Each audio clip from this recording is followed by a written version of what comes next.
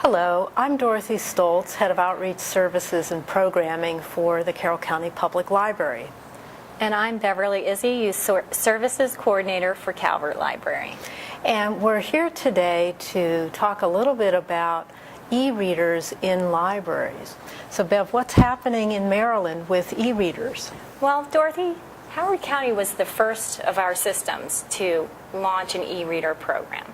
Since that time, 3 other counties have jumped in for the LSTA grant cycle for fiscal year 2011. Carroll County, York County, Harford County, and Calvert County. Well, that's great. I know that Calvert is doing something a little bit different than some of the other libraries. Right. What is that? Each system did their own interpretation of an e-reader project, and ours was to circulate 72 color Nooks and Kindles to the public. That's fantastic. And that includes for children?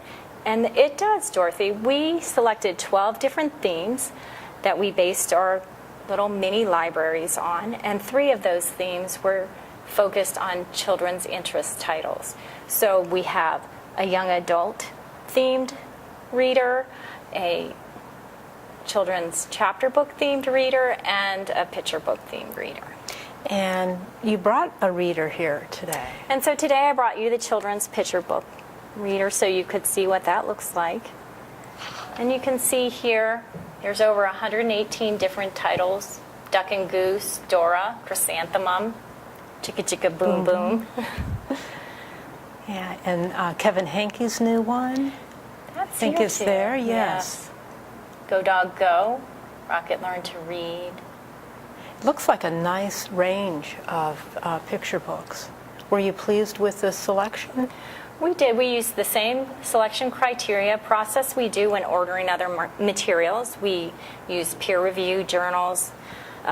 Design and illustration, of course, are important, that it's a quality product. The relevance to our community and the demand for the title is what we looked at. One of the challenges, though, that you may not have thought of is that some of those classic titles that you would want to see are still not available yet in an ebook format. For example, Goodnight Moon or Harry Potter, as of today, in December of 2011, are still not available for us to purchase. So we're really at the beginning of this kind of service, and it's showing great potential, but you're saying there's real limitations right now. There are limitations, yes.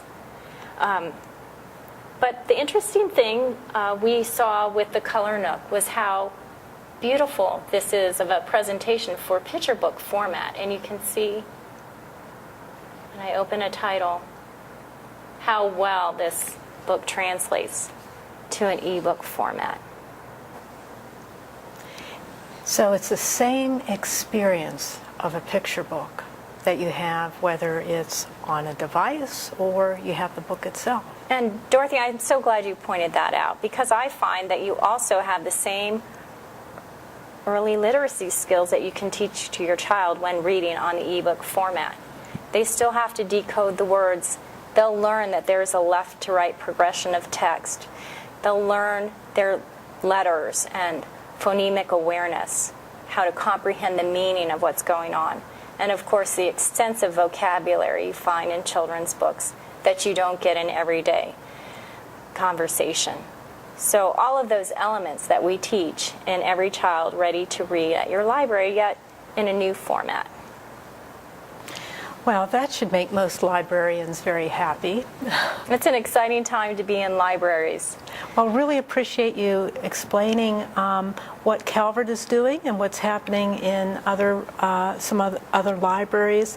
Is there anything else you'd like to add, any tips or whatever? My director told me just a few weeks ago that one of the things, if she were to change the e-reader project we did this year, she would have added more of these children's e-readers to circulation than she did. So they're popular. They are very popular. Well, that's great. Well, thanks so much. Thanks for letting me share these with you.